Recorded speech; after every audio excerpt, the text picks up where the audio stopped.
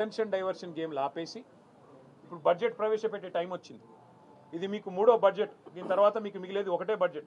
ఆ తర్వాత last year అయితే ఎట్లాగూ ఎలక్షన్ ఇయర్ మీరు పెట్టిన దానికి చిత్తు కాగితంతో గీకి పారేసుకున్న దానికి ఎంత విలువ ఉంటుందో లాస్ట్ ఇయర్ మీరు పెట్టే బడ్జెట్ కూడా అంతే విలువ ఉంటుంది. కాబట్టి ఈ రెండు బడ్జెట్లు ఏవైతే మీ చేతుల్లో ఉన్నాయో అందులో ఇప్పుడు పెట్టబోయే బడ్జెట్ ఫిబ్రవరిలో పెడతారో మార్చిలో పెడతారో రాష్ట్ర బడ్జెట్ ప్రజలు మీ వైపు చూస్తున్నారు. మీరిచ్చిన 420 హామీలు బలహీన వర్గాలు మీ వైపు చూస్తున్నారు. 1,00,000 కోట్ల బడ్జెట్ అన్నారు. 2 బడ్జెట్లో మీరు 20,000 పెడతామన్నారు. ప్రతి బడ్జెట్లో పెట్టలేదు బీసీలకి.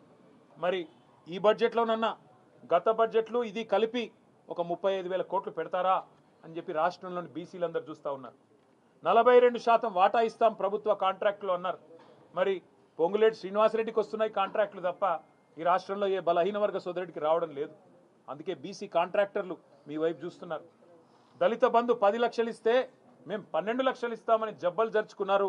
మల్లికార్జున్ ఖార్గే గారిని తీసుకొచ్చి చేవెళ్లలో ఎస్సీ ఎస్టీ డిక్లరేషన్ పేరిట హడావుడి చేశారు. మరి ఈ బడ్జెట్లోనన్నా అంబేద్కర్ అభయహస్తం పెట్టి రాష్ట్రంలోని దళిత గిరిజన బిడ్డలకి 12 లక్షలు ఇస్తామని ఏదైతే మాట చెప్పారా ఆ మాట నిలబెట్టుకుంటారా లేదా అని చెప్పి రాష్ట్రంలోని దళిత గిరిజన సోదరులు మీ వైపు చూస్తున్నారు.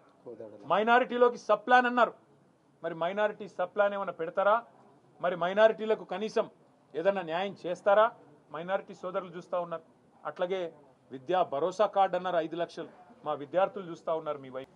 మీ 420 హామీలు, మీ 6 గ్యారంటీలు ఆడబిడ్డలు ఎదురు చూస్తున్నారు. మహాలక్ష్మి నెలకు 2,500 ఎప్పుడు వస్తాయని.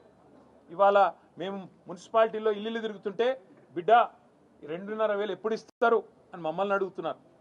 అబద్ధాలు చెప్పింది మీరు, అడుగుతున్నది మమ్మల్ని. ఇది ఈరోజు రాష్ట్రంలోని పరిస్థితి.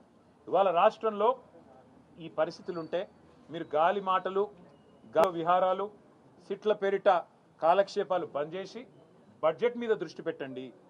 రాష్ట్ర ప్రజలకు ఇచ్చిన 420 హామీలు, 6 గ్యారంటీలు, వాటి అమలును ఎప్పటి నుంచి మొదలు పెడతారు? ఈ బడ్జెట్లో ఎన్ని కేటాయింపులు చేస్తారు?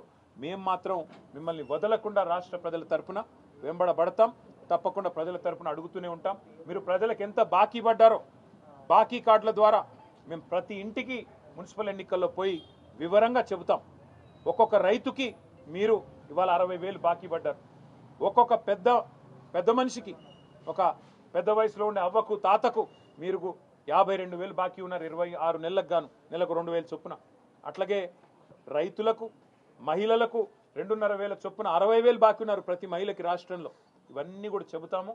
బడ్జెట్లో తప్పకుండా మీరు ఇవాళ కేంద్రం నుంచి సాధించలేని నిధులు 60 సార్లు పోతిరి కదా, వారానికి ఒకసారి గాలి మోటార్లో పోతిరి కదా, చార్టర్డ్ ఫ్లైట్లు వేసుకొని మరి ఇవాళ అమెరికాలో సంచరిస్తున్నారు కదా.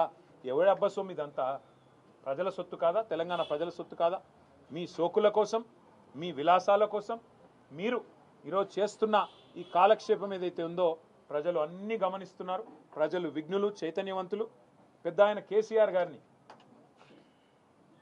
2 సార్లు తెలంగాణ ప్రజల చేత ఎన్నుకోబడ్డ ఒక పాపులర్ ముఖ్యమంత్రి. ఇవాళ తెలంగాణలో మనం ఉన్నామంటే ఆ తెలంగాణ సాధనకు ప్రధాన బాధ్యుడు, ప్రధాన నాయకుడు, ఉద్యమ నాయకుడు, ఉద్యమ సూర్యుడు కేసీఆర్. అట్లాంటి కేసీఆర్ గారి మీద మీరు చేస్తున్న ఈ చిల్లర ప్రయత్నాలు ఏవైతున్నాయో ప్రజలు గమనిస్తున్నారు. అన్ని గుండెల్లో పెట్టుకుంటారు. సరైన సందర్భంలో కాళోజీ గారు చెప్పినట్టు ఉప్పు పాతర వేసే బాధ్యత కూడా ప్రజలు తీసుకుంటారు. కాబట్టి మా నాయకుడు ఇవాళ ఇచ్చిన సమాధానాలతో సిట్టుకు అన్ని విషయాలు కూడా అర్థమై ఉంటాయి, తేటతెల్లం అయి ఉంటాయి. స్పష్టంగా ఏ తప్పు జరగలేదు, ఇదంతా కాలక్షేపం అని చెప్పి సిట్ అధికారులకు కూడా కళ్ళు తెరుచుకుని ఉంటాయని చెప్పి మేము భావిస్తూ, మరి పొద్దున్నుండి మీడియా కూడా పాపం చాలా ఇబ్బంది పడుతున్నారు. చాలా మిమ్మల్ని కూడా ఇబ్బంది పెట్టారు. 1000 మంది పోలీసులు మిమ్మల్ని నూకుతున్నారు, మా వాళ్ళని నూకుతున్నారు. అసలు 1000 మంది పోలీసులు పాపం ఆ కోటిలో దొంగతనాలు జరిగే కాడ 5గురున్నా దొంగతనాలు జరగవు. క్రైమ్ రేట్ పెరుగుతున్నది హైదరాబాద్లో, వాటి మీద సోయి లేదు. ఎక్సైజ్ కానిస్టేబుల్ను గంజాయి స్మగ్లర్లు తొక్కుతుంటే సోయి లేదు. ఆ 1000 మంది పోలీసులను అక్కడ పెట్టి రాష్ట్రంలో శాంతి భద్రతలు పరిరక్షించాలని కోరుతూ మీడియాకు కూడా ప్రత్యేకంగా ధన్యవాదాలు. ముఖ్యంగా ఉదయం నుండి మా కార్యకర్తలు గ్రామాన ఈరోజు గర్జించారు, గ్రామాన మరి తిరగబడ్డారు. ఈ ప్రభుత్వానికి బుద్ధి చెప్పే విధంగా గొప్పగా పోరాడారు. సోషల్ మీడియాలో మా సోషల్ మీడియా వారియర్లు, అట్లాగే గ్రామాన మా కార్యకర్తలు, అట్లాగే ప్రతి పట్టణంలో కదందొక్కి మోటార్ సైకిల్ ర్యాలీలు, అట్లాగే రాస్తా రోకోలు, ధర్నాలు, నిరసనలతో హోరెత్తించిన ప్రతి ఒక్కరికి చేతులు జోడించి హృదయపూర్వకంగా ధన్యవాదాలు తెలియజేస్తూ మరి మళ్ళీ ఒకసారి మీడియాకు కూడా ప్రత్యేకంగా ధన్యవాదాలు. నమస్కారం.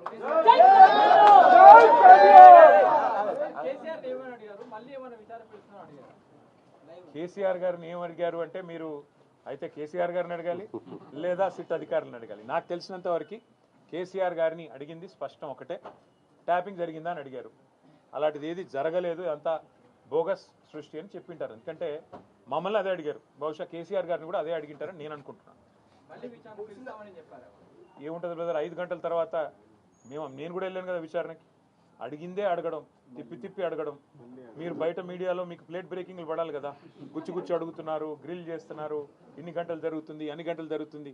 మీకోసం కాలక్షేపానికి, ప్రజలకి వినోదానికి తప్ప ఇది ఈ కేసులో ఏమీ లేదు. నేను మొన్న చెప్పాను, మళ్ళీ చెప్తున్నాను, it's absolutely a silly case, it's a frivolous case. జరిగింది ఏమీ లేదు తప్పు. కాబట్టి వారు మళ్ళీ పిలిచేది ఉంటుందని నేనైతే అనుకోను వ్యక్తిగతంగా. బట్ మళ్ళీ పిలిస్తే మళ్ళీ పోతాం, మళ్ళీ సహకరిస్తాం, మాకేమీ నష్టం లేదు, మేము చేసిన తప్పేమీ లేదు.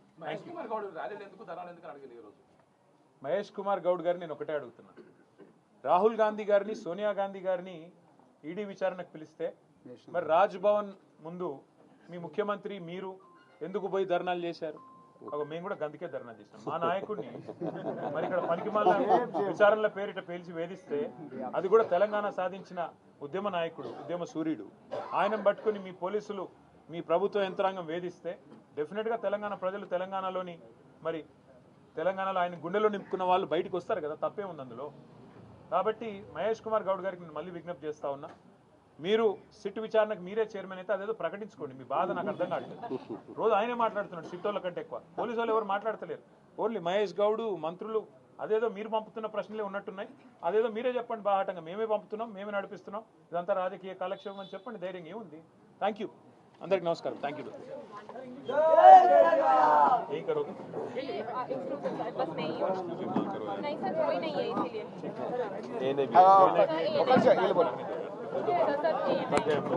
साथ कर लेंगे, साथ क्योंकि बस मैं